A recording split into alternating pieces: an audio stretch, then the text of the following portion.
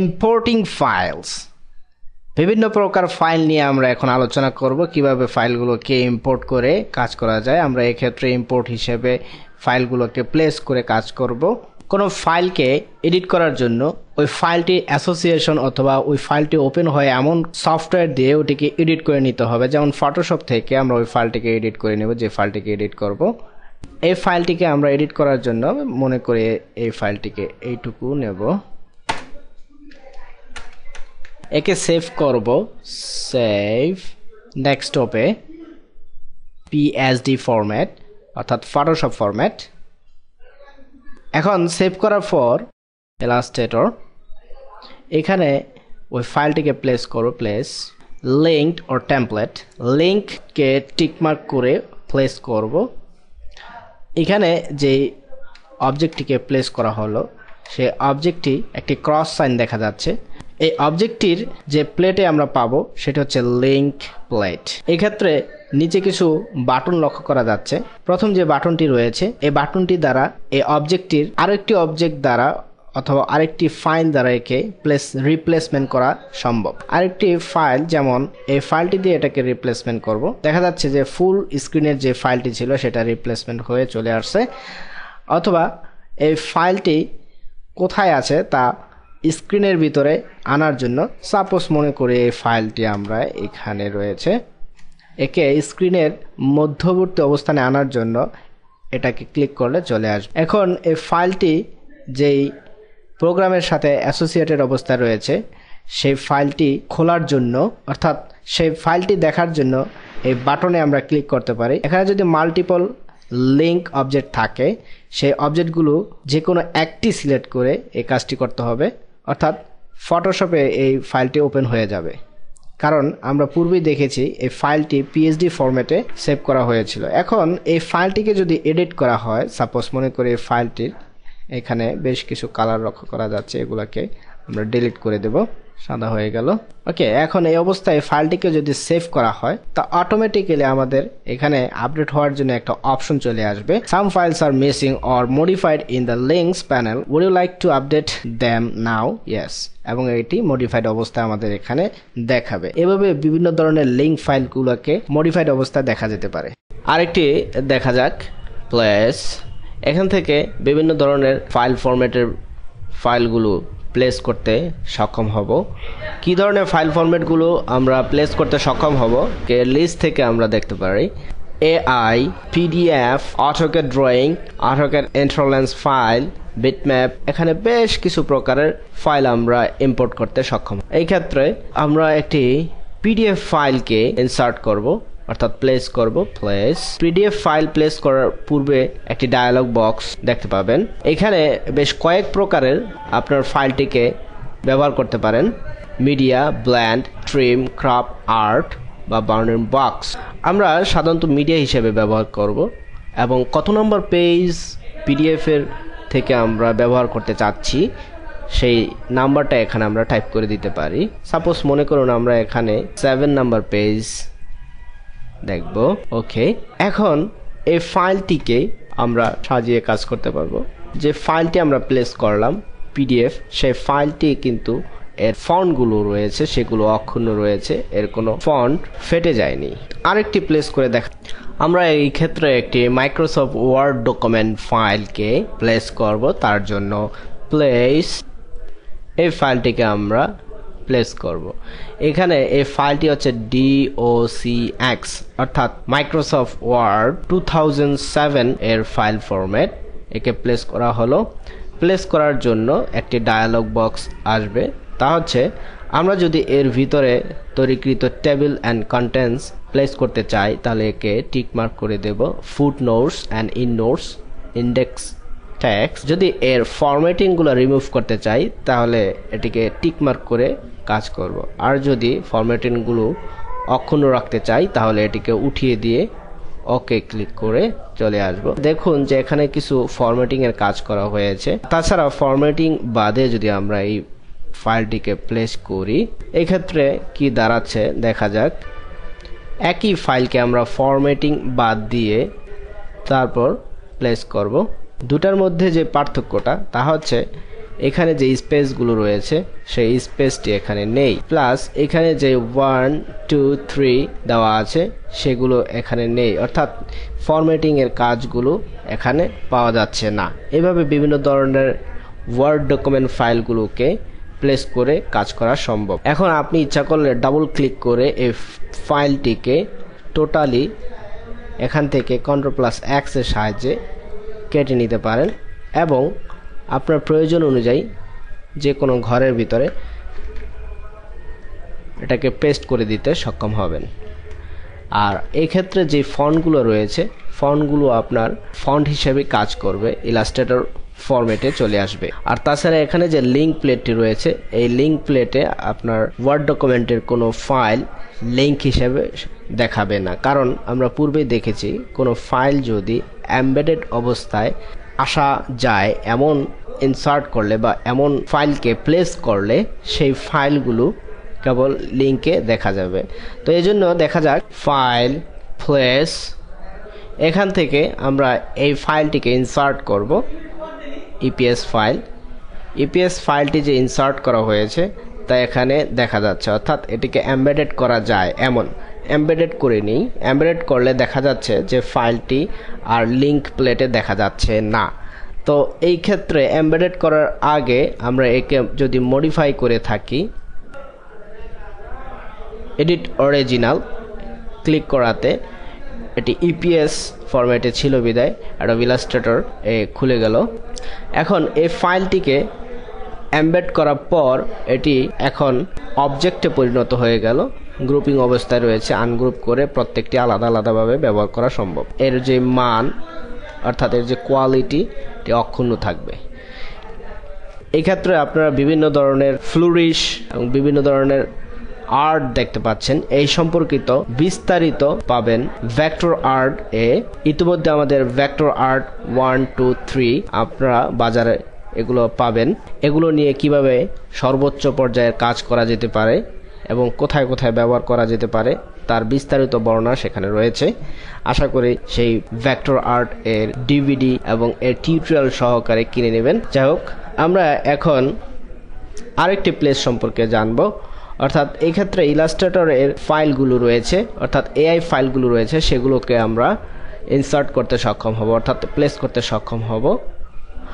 Place করার জন্য এখানে আরও বেশ কিছু কমান্ড লক্ষ্য করা যাচ্ছে পূর্বের ন্যায়, অর্থাৎ পিডিএফ এর ন্যায়।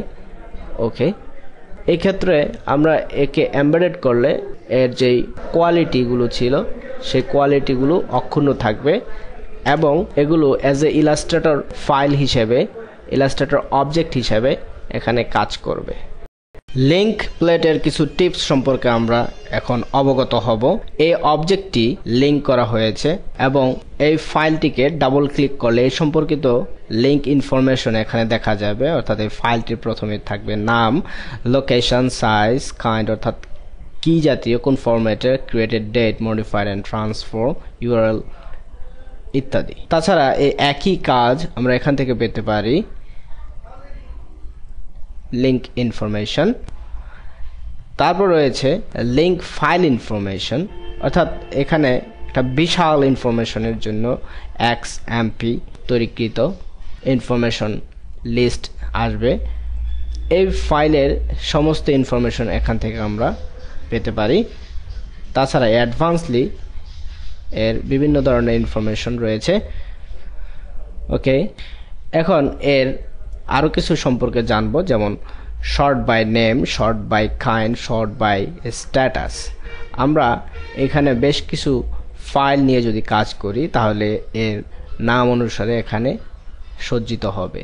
তাছাড়া লিঙ্ক অপশনটি থাম্বনেইল দেখাবে কতটুকু সাইজে, তো এইখান থেকে আমরা করে দিতে পারি। শো ডিসিএস ট্রান্সপারেন্সি ইন্টারাকশন, অর্থাৎ এখানে আমরা অটোডেস্কের যে ডিসিএস ট্রান্সপারেন্সি ব্যবহার করে থাকি সেটাকে প্রিজার্ভ রাখার জন্য এক্ষেত্রে আমরা এই অপশনটি ব্যবহার করতে পারি।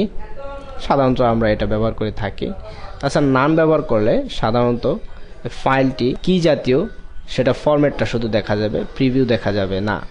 এই ক্ষেত্রে এটা একটা ভালো কাজ হবে যখন আপনি কোনো অতিরিক্ত পরিমাণের ফাইল নিয়ে কাজ করতে থাকতেছেন, অথচ আপনার প্রসেসিং পাওয়ার কম, অর্থাৎ আপনার কম্পিউটারের প্রসেসিং পাওয়ার কম বা র্যাম কম, সেই ক্ষেত্রে আপনি এই অপশনটি ব্যবহার করতে পারেন।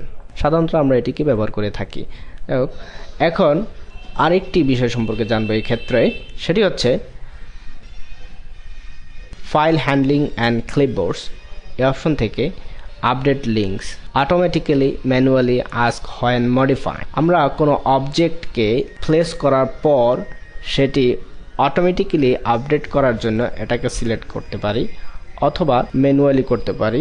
যদি কোনো ফাইলকে ম্যানুয়ালি দেই সেক্ষেত্রে সাপোজ মনে করুন এক্ষেত্রে এই ফাইলটিকে আমরা মডিফাই করে সেভ করলাম, ওকে, সেক্ষেত্রে দেখা যাবে ম্যানুয়ালি ব্যবহার করার পর এখানে এই অবজেক্টের ক্ষেত্রে একটি ক্যাওশন লক্ষ্য করা যাচ্ছে। এর অর্থ হচ্ছে এই ফাইলটিকে মডিফাই করা হয়েছে। এখন একে আপডেট করার জন্য এই বাটনে আমরা ক্লিক করতে পারি অথবা আপডেট লিঙ্ক এখানে ক্লিক করতে পারি। ক্লিক করার পর লক্ষ্য করুন যে আপডেটটা আমরা করেছিলাম সেই আপডেটটা এখানে দেখা যাচ্ছে। যদি এই একই কাজ আমরা অটোমেটিক্যালি পেতে চাই সেই ক্ষেত্রে দেখা যাক এর ব্যাকগ্রাউন্ডটি পরিবর্তন করা যাক, সেভ, অটোমেটিক্যালি পরিবর্তন হয়ে গেছে। এটা আমরা কখন ব্যবহার করব? যখন আমরা এক্সপার্ট হয়ে যাব ইলাস্ট্রেটর ব্যবহারের ক্ষেত্রে, সেই ক্ষেত্রে আমরা এই কমান্ডটি ব্যবহার করব, অর্থাৎ প্রেফারেন্স থেকে অটোমেটিক্যালি আপডেটটা ব্যবহার। সেক্ষেত্রে আপনার আর এখান থেকে খুঁজতে হবে না যে কোথায় কোনটা আপডেট করা প্রয়োজন। তারপর এখানে রয়েছে এমবেডেড ইমেজ, যা এখান থেকে আমরা পেতে পারি। তারপর রয়েছে শো মিসিং, কোনো ফাইল মিসিং হলে তা এখান থেকে দেখতে পারি। সাপোজ মনে করি এখানে এই ফাইলটিকে আমরা এখানে লুকায়িত করে রাখি, সেই ক্ষেত্রে লক্ষ্য করা যাবে এটাকে ওপেন করতে গেলে এখানে ওই ফাইলটি অর্থাৎ লিঙ্কড ফাইলটিকে রিপেয়ার করার জন্য বলবে। এখন রিপেয়ারের জন্য ক্লিক করলে ওই ফাইলটিকে চাইবে যে ফাইলটিকে আমরা লিঙ্ক করেছিলাম। তাছাড়া রিপ্লেস করার জন্য আমরা এটাকে অন্য ফাইলকে সিলেক্ট করে নিতে পারি রিপ্লেসমেন্টের জন্য। আর ইগনোর হিসেবে যদি আমরা এটাকে সিলেক্ট করি তাহলে দেখা যাবে এটি যে মিসিং অবস্থায় রয়েছে সেই মিসিংটা এখানে শো করতে থাকবে, অর্থাৎ এখানে একটি প্রশ্নবোধক চিহ্ন দেখাবে যে এই ফাইলটি এখন মিসিং অবস্থায় রয়েছে। এই ফাইলটিকে পাইয়ে দেওয়ার জন্য আমরা যে কাজটি করব সেটি হচ্ছে এই ফাইলটি কোথায় আছে তা বের করব, গো টু লিঙ্ক। এখন এই ফাইলটিকে বের করব ডেস্কটপ থেকে, পূর্বের মতো এটি দেখাবে। এখন এখানে রয়েছে মডিফাইড, শো এমবেডেড। এখানে যদি ফাইলটিকে মডিফাই করা হয়, যেমন এটিকে এমবেড করা হলো, সেক্ষেত্রে এই চিহ্নটা আসলো, অর্থাৎ এই ফাইলটিকে মডিফাই করা হলো, এই জন্য এই চিহ্নটা দেখাতে। এখন এই অবজেক্টটির ক্ষেত্রে বিবেচনা করা যাক। এক্ষেত্রে রিভিল ইন ব্রিজ যদি ক্লিক করা হয় তাহলে আমাদের এই অবজেক্টটি কোথায় রয়েছে তা দেখাবে, অর্থাৎ অবজেক্টটি এখন রয়েছে মেসেঞ্জে, অর্থাৎ আমরা ডেস্কটপের এখানে আমরা ডেস্কটপের অবজেক্টটি রেখেছি, এজন্য এই অবজেক্টটির এই অবস্থানটা আমাদের ব্রিজের ক্ষেত্রে প্রদর্শন করতেছে। এই অবজেক্টটির প্লেসমেন্ট অপশন যদি আমরা সেট করে দেই এখান থেকে, তাহলে বিভিন্ন ধরনের মডিফিকেশন এর ক্ষেত্রে লক্ষ্য করা যেতে পারে। ট্রান্সফর্ম হিসেবে থাকলে অবজেক্টটির যে বাউন্ডারিং বক্সটি রয়েছে সেই বাউন্ডারিং বক্সটি প্রিজার্ভ থাকবে এবং লিঙ্ক বাউন্ডারিং বক্সটিও প্রিজার্ভ থাকবে। সেক্ষেত্রে দেখুন আমরা যদি এই অবজেক্টটিকে ট্রান্সফর্ম করি, এক্ষেত্রে চারিদিকে প্রপোর্শনালি ট্রান্সফর্ম হচ্ছে না, অর্থাৎ যতটুকু পরিমাণ ট্রান্সফর্ম করছি ঠিক ততটুকু পরিমাণ ট্রান্সফর্ম হচ্ছে। যদি এই ক্ষেত্রে আমরা প্রপোর্শন ফিট ব্যবহার করে থাকি, দেখা যাচ্ছে যে এর বাউন্ডারি বক্সটিকে আমরা যতই বৃদ্ধি করি না কেন এর যে মূল যে সাইজটি রয়েছে সেই সাইজটি ঠিক থাকতেছে এবং প্রপোর্শনালি সে ছোট হচ্ছে। অর্থাৎ এই বক্সের সাথে ফিট হচ্ছে প্রফেশনালি, অর্থাৎ আমাদের মূল যে সাইজটি আনুপাতিক হারে কমবে এবং বাড়তে থাকবে। তারপর রয়েছে প্রপোর্শনস ফিল। এখন এই ক্ষেত্রে অ্যালাইনমেন্টটি আমরা সেন্টার পজিশনে রেখে যদি কাজটি করি তাহলে সেন্টার পজিশন থেকে এর প্রপোর্শনালি ফিল হতে থাকবে। ক্লিপ টু বাউন্ডারিং বক্স যদি ব্যবহার করে থাকি সেই ক্ষেত্রে বাউন্ডারিং বক্সের ভিতরে এই অবজেক্টটি পুরোপুরি ফিট হয়ে দেখাবে, অর্থাৎ এই ক্ষেত্রে ভিতরে যেই পিকচারটি ব্যবহার করা হয়েছে সেই পিকচারটি শুধুমাত্র বাউন্ডারি বক্সটিকে ফিল করবে। তারপর রয়েছে আমাদের ফাইল ডাইমেনশন।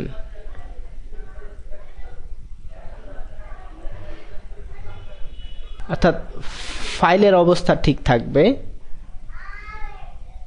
বাট আমাদের বক্সটি যতই বাড়বে কমবে কোনো ইফেক্ট এই ফাইলটির উপর পড়বে না। বাউন্স এর মাধ্যমে লিঙ্কটি বাউন্ডারি বক্সের ভিতরে থাকবে। Replaced file with preserve bounce but not proportions. অর্থাৎ আমরা যদি এই ক্ষেত্রে অন্য আরেকটি ফাইল রিপ্লেস করি তাহলে বাউন্ডারির ভিতরে এটি প্রিজার্ভ থাকবে। ফাইনাল আউটপুট, কিভাবে আমরা বিভিন্ন ইম্পোর্টকৃত অবজেক্টগুলোকে ফাইনাল আউটপুটের জন্য উন্নতি করতে পারি। এক্ষেত্রে আমরা যে বিষয় সম্পর্কে ভালোভাবে ধারণা নেব সেটা হচ্ছে বিভিন্ন ধরনের লিঙ্ককৃত বিটম্যাপ ইমেজগুলোকে কিভাবে আউটপুটগুলো সুন্দরভাবে দিতে পারি। কমার্শিয়াল ব্যবহার করার জন্য সাধারণত যে ধরনের বিটম্যাপ ইমেজগুলোকে আমরা ব্যবহার করে থাকি তার রেজুলেশন অনেক হাই থাকে, মিনিমাম 300x300 ppi থেকে শুরু করে এর উপরে যে যত বেশি রেজুলেশন নিয়ে কাজ করে, অর্থাৎ আপনার প্রেস যে রেজুলেশন দিয়ে আপনার এগুলাকে প্রিন্ট করে দেবে কমার্শিয়ালি ব্যবহার করার জন্য, সেই রেজুলেশন নিয়ে আমরা এখানে যদি কাজ করতে চাই সেক্ষেত্রে আমাদের কম্পিউটারের র্যাম এবং প্রসেসিং পাওয়ার খুব বেশি পরিমাণে ব্যবহৃত হবে। তো যাই হোক, আমাদের এই ধরনের কাজের ক্ষেত্রে অর্থাৎ কমার্শিয়াল কাজের ক্ষেত্রে আমাদের কম্পিউটারের প্রসেসিং পাওয়ার এবং র্যাম দুটি খুব ভালো নিয়ে কাজ করতে হয়। তারপর যে বিষয়টি সেটা হচ্ছে ডেস্কটপ প্রিন্টিং, অর্থাৎ লোকালি আমরা যে ধরনের কাজগুলো করে থাকি তার জন্য আমরা এই ধরনের রেজুলেশন নিয়ে কাজ করতে পারি, অর্থাৎ 150x150 অথবা 300x300 ppi ইত্যাদি। তারপর রয়েছে ওয়েব পাবলিশিং 720 থেকে 150, অর্থাৎ আমরা স্ক্রিন রেজুলেশন নিয়ে এখানে কাজ করতে পারি, কারণ ওয়েবে যেই ধরনের ইমেজগুলো ব্যবহার করা হয় সেই ইমেজগুলোর রেজুলেশন অত্যন্ত হাই থাকে না।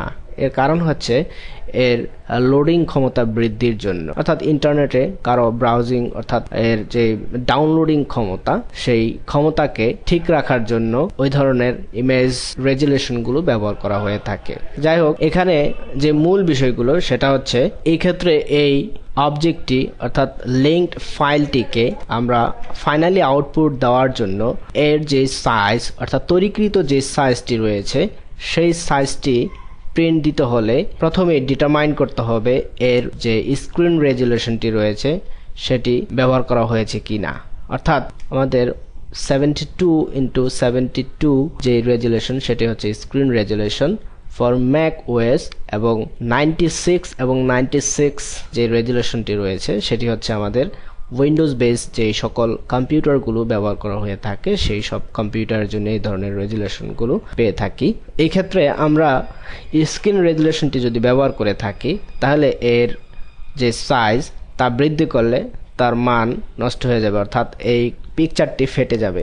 সো এর সাইজ এবং রেজুলেশন যাই থাকুক না কেন তা আমরা প্রস্তুতকৃত অবস্থা থেকে এগুলো নির্ধারণ করে দেব এবং তা যেখানেই আমরা ব্যবহার করি না কেন তা পরবর্তীতে যেখানেই ব্যবহার করি না কেন অর্থাৎ ওই সাইজের চাইতে যদি এর কম সাইজ ব্যবহার করা হয় এবং রেজুলেশন কমিয়েও ব্যবহার করা হয় সেই ক্ষেত্রে এর মানটা অক্ষুণ্ণ থাকবে।